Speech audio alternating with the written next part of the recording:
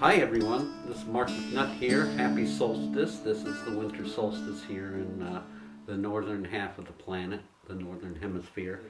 The turning of the tides with the light is always a big deal for us here because we're on completely off-grid solar energy.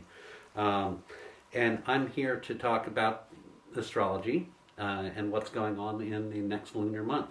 I always do this at the time of around the new moon, which corresponds with solstice and Christmas and Hanukkah this time around. So it's a real reset, a real new beginning time that we're experiencing right now and over the next short while. So as I'm saying this, it's always odd for me because as I'm saying this, it's always a little bit before what's actually happening. But in the next few days, we're going to see Ceres move into a new sign. We're going to see Jupiter move back into Aries. The sun's going to go into Capricorn, which is the same thing as saying it's winter solstice. And a lot going on, a lot of switcheroo over the next week or so. So I won't be sending this out until about Christmas Day or so, but it's really important to know that this is a very important shifting time. So let's look at that one thing at a time.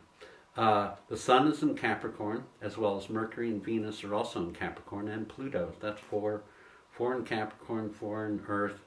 So there's grounding now through transformation, and there's Mercury in Capricorn is about being very directed mentally and having a list and carrying it out and checking it twice, if you will. And Venus in Capricorn is very pragmatic. It's about our pragmatic relationships and the ability to find structure in our daily relationships with each other, not just the love relationship, but particularly business and finance and things like that. The sun moving into Capricorn is always the darkest point of the year. Wintertime starts with the winter solstice, but what happens is the darkest time of the year, we're already at the midpoint of it. So from November 7th to February 5th or so, that's the dark quarter. So we're halfway through that, and that's a piece of good news, and particularly for people like me who are off-grid. And so this is a time of introspection, looking within, but also over the next short while between now and what they call New Year's, we're going to be really looking at restructuring our lives. One thing that's really significant at this time is Mercury is about to go retrograde, and that seems to always be at the top of the list for people's concerns. Mercury will go retrograde from the 28th of December until pretty much just about when the sun goes into Aquarius. There'll be this time is a time of actively introspecting and casting off and completion, and then the next phase for the next lunation is definitely going to be one for doing. Because Mercury is retrograde, it's not retrograde now, but it will be within a week on the 28th. And Mercury retrograde, it's probably good to have that right after Christmas rather than before, because the people's brains melt under Mercury retrograde. And it's a good time for reflecting and a good time for not necessarily being on the line, being hyper about your purchases and things like that. It's a good time to take a vacation from your mind and the mental complexities that may exist at this time.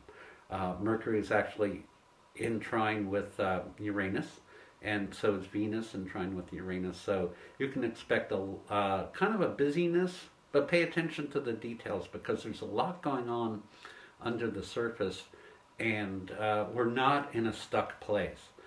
We think about like Mercury retrograde, we conceptualize as if it's kind of a minefield or like a lot of potholes in our journey through life, but it's not at all like that. Mercury retrograde is a time to relax the mind and to release ourselves from the demons of the past, if you will.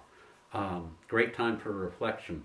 The challenge that people have about that is that they're very mentally engaged, and so it's not the best time to be obsessed with your smartphone. Now, we're not talking about solstice week. We're talking about right after Christmas time, the 28th or so.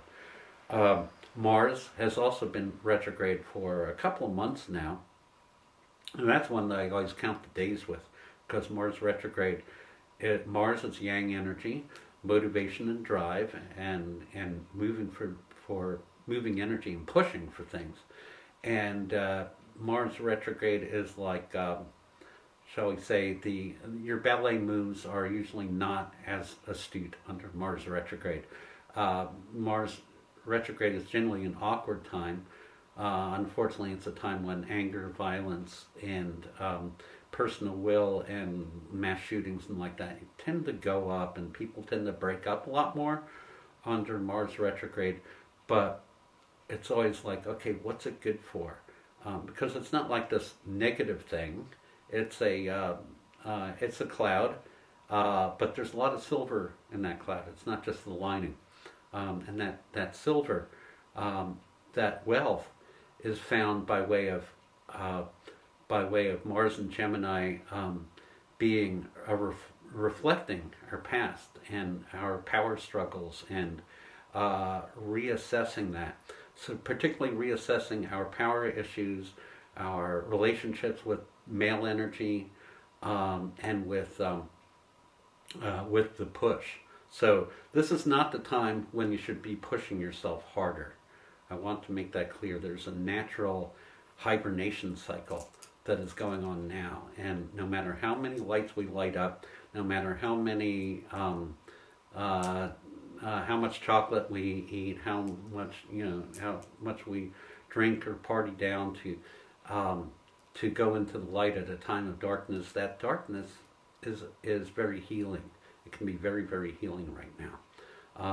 So Mars is at the tail end of a retrograde, and which ends around January 10th.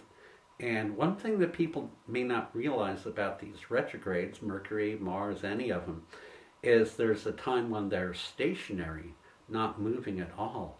And Mars retrograde, so it's going to be, we get into about January 1st, and Mars is not moving for weeks. It's just in the same couple of degrees, which if your birthday's right around June 1st, this will be very significant for you, because it'll be Mars conjunct the Sun. Those of you who are born in the later 70s and then into the early 80s are having Mars opposition Neptune. So there's a reassessment of what we believe and what we hold dear now.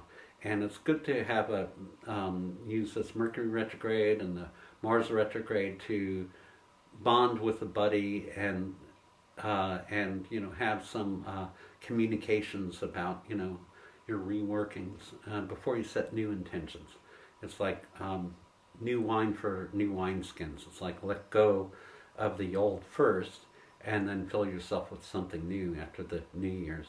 Not just the resolutions, but the resolutions emotionally and in terms of your energy and how you've been treated by others as well.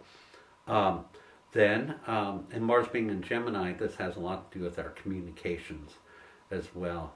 And then there is Ceres and Jupiter. Jupiter's easier because everybody's paying attention to that. Jupiter was in Aries earlier this year, and then it retrograded back into Pisces. Jupiter has to do with expansion and growth and broadening our horizons and opportunities that way. And Jupiter is no longer retrograde. It's moving forward again. But over the past few weeks, Jupiter's been in the tail end of Pisces, which is about compassion and extreme emotions, and can be a time that accentuates the natural introspection of this time of year. And those of us who are feeling more out of sorts. It can be a very, very challenging time because Jupiter basically has been, we talked about Moon being void of course. All the planets can be void of course at different times. So Jupiter was just void of course very recently, and now it's going to, as of the 22nd, as of the 22nd of December, it's moving into Aries, and therefore there will be direction again, and that direction can be a new stimulation towards it's the beginning of the whole zodiac. It's a 0 point of something new. So expansion and growth, honesty and wisdom, and opportunities are moving into a new place over, starting about now. Of course, I'm talking a day or two early of that. So I'm like, okay, I'm ready. Where is it? And also, we don't talk about Ceres much. Ceres is the largest of the asteroids, and Ceres it's Ceres Demeter. So it's basically the energy of productivity, nurturement, the measurement of capital and things like that. So Ceres would be those of you who are invested in investments. Ceres is very much about that, and about how much, not so much how much money, but how productive you are on whatever level. And so Ceres has been in Virgo the last couple months. Ceres in Virgo would be about paying attention to your earth plane, the details, and working hard towards your goals and feeling good about that. Now Ceres is moving into Libra as we speak, right around the 21st. And Ceres moving into Libra is going to be about nurturing your relationships, which will be unfolding over the next couple months. So Ceres is opposite Jupiter. Sun's right in the middle. That's called a T-square. And so don't discount Ceres at this time because it's really important. So basically, there's some good time for house cleaning to get ready for the party of the new year would be one way to say it. Don't take it all so seriously, because this is what's really important, is to notice the details of now and notice how things are changing, rather than the strategy of trying to keep everything together, trying to keep everything the same, because that Capricorn sun and the planets in Capricorn will stimulate us towards wanting to be productive and wanting to measure that, oh yeah, we're making good money, or blah blah blah. But it's a time when naturally, and this is accentuated by the Jupiter, by this T-square really, this is a time when we might overspend, overindulge, and very important to mother yourself, to stop and tell yourself, I love myself unconditionally, because there's some short-term challenges in there, and the insight from the challenges that we experience is actually what brings us the greatest growth.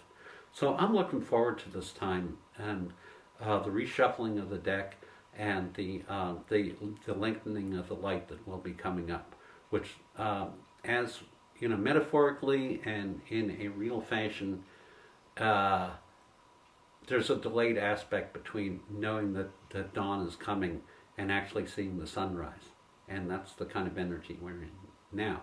So happy holidays, no matter how you celebrate them. Everything's lining up to a 0 point at this time, and we're right at the point before the 0 point as I speak. And notice what happens over the next few weeks, because when Mars turns around, goes direct, it'll be on January 10th. That'll be give new meaning to your life. When Mercury comes out of retrograde, that also will be a new dawn for you. So it's not so obvious now, but within the next month we're going to see some real movement here, and I'm looking forward to all of it. So many blessings on your time and your new year.